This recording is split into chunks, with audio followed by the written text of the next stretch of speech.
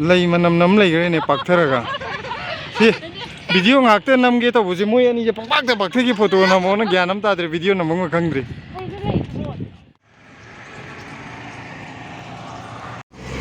koi ngasi amuk test to lakpada sida central park ta mung change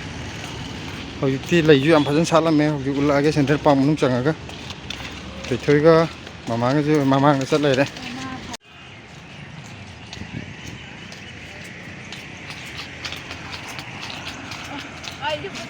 sida koi object yaure si manung changage sida india flag phajaba chobam ji lay re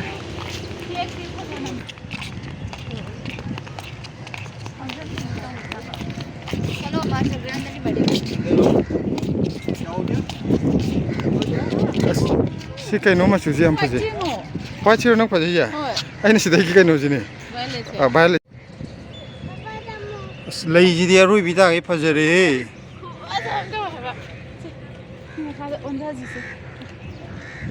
as angu buji ju phajai adagi sida ki violet color ji roi bida ge phajare se thoi ga mama ga sidai da ko chen chen sana lai gre se si mafam ji da ngau re atai yu yam phajaba hojik si da chang pu da ngari ne khoi ji ado sidagi helu yadre aha ma jang pu dagi atopa yengu gi ge ado atopa kamain tau ge na amu la ge che hojik ti nahan chala bu de laim ta salam da ne hojik ti ari bi ta ge phajara me se lai yam phajan salam sida ngasi di silaje masa nongai te la roi ge na habne ai test to bugi satho reje pull up yim da lai ga boring chunam ne na ai ga lak minam ne ado sida uru dagi sida ngaur lai gre among buji ngo ai na phade ha among bu pha je hojik mathang mathang ulake lai je hojik loi sa lam ni na yam phajare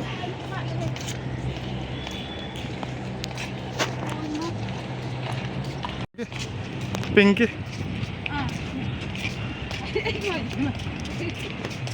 She pinky je mo. Aro bita ke phoja.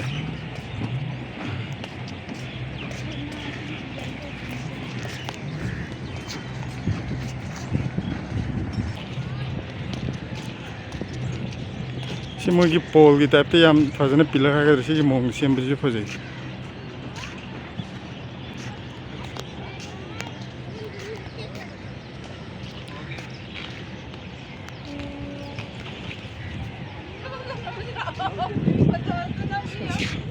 Hoji akoi video namma sangdri photo nang namna ba kaino lai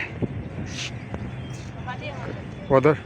sida awu post ai na adum kaino tok dori ni mafam ji leng ba yaroi dori ne photo kap na ba hona da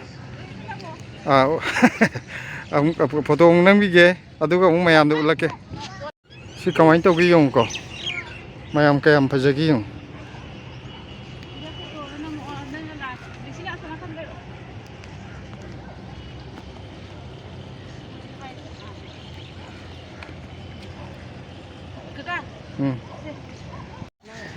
akhoi object selfie point dagi photo kapalo shale video na mera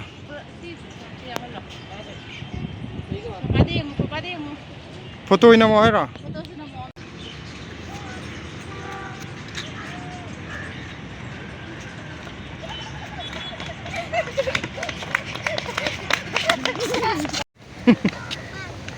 Choi pendre ji kien bagi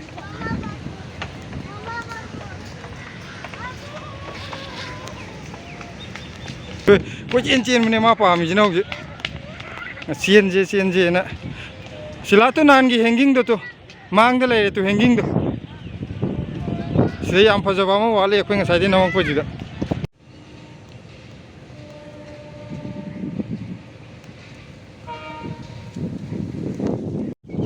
se ka mai to ge thu de phajaba ro si ba wow hayo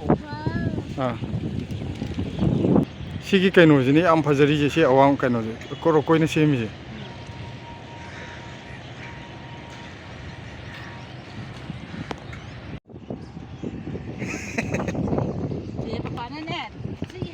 mo isim chai am phajan semi mo seba ku to je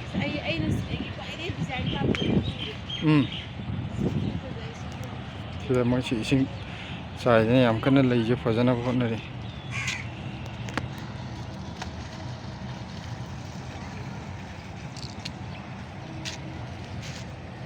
sini se yam fajari so na ung chale jila ason mathak ta lao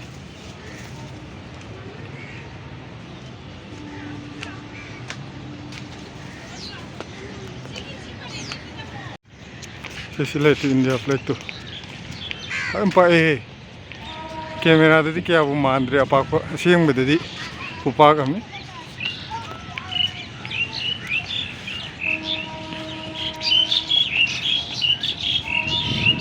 Sit thabak sungcha chatana sidai thabak ka suba muk chatana bako. Sidai phamma dille le banuti ki. Wati jura.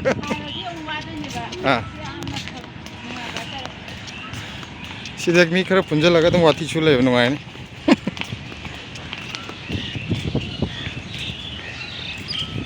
si akhoi nu jik lai ba Central Park se Delhi gi Connaught Place CP gi kaino dine ba mayai di ne sa ri si gi ma gi kaino gi pyramid ki mong da sari ji si fajare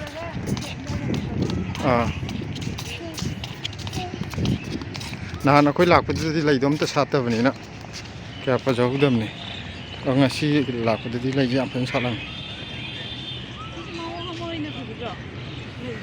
si jine sila ina office ki lakpai da angang wam sale habda silai re se kaino gi Egypt ki pyramid to silai re akhoi gi kaino da na India da na lai gi oina pyramid che lai re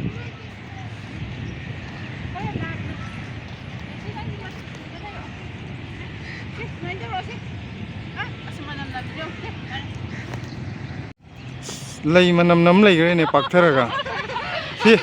video ngakte nam ge to buji moi ani je pak ki photo na mo na gyanam ta dre video na mo khangdri se son on jala ka mai te phajabra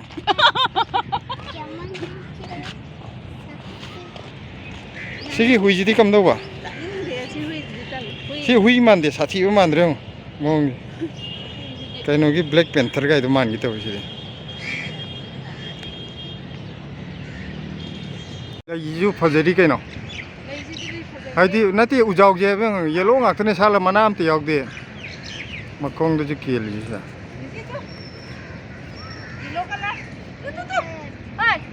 yang tu maman til leta ido tu yellow color mayam sala je mo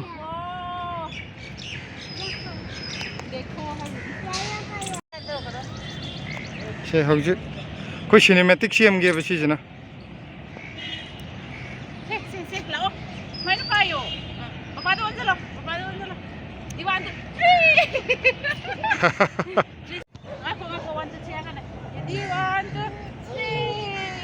Wow.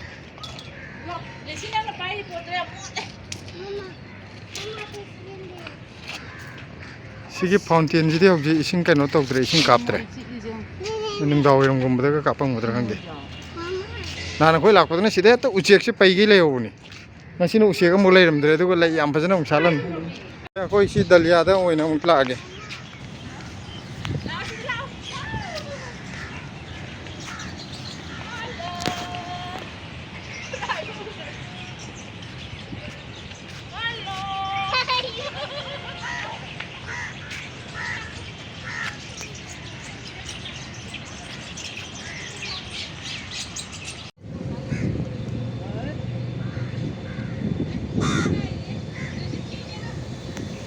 si park si kia koi da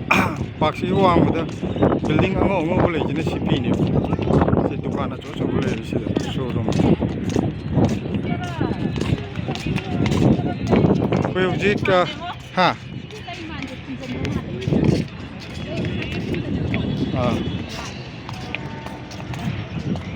koi uji geng boleh shala adu amuk tho ani amuk chat na na ba tawrani Sigi kaino jida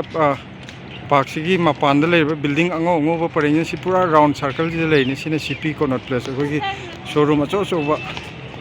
mayam si de loi le sigi akoi bi de loi le ni Central Park ni mayai ne ba le ꯑꯗꯨ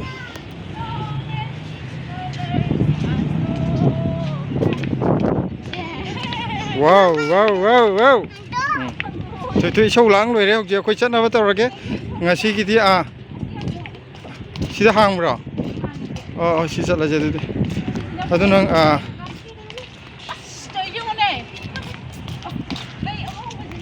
ꯁꯤ ꯆꯠꯂꯝꯗꯥꯏ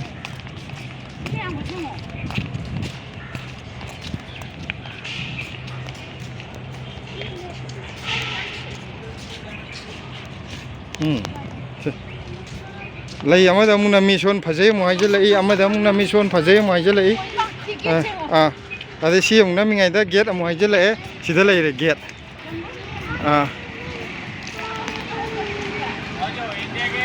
नहीं नहीं हाँ को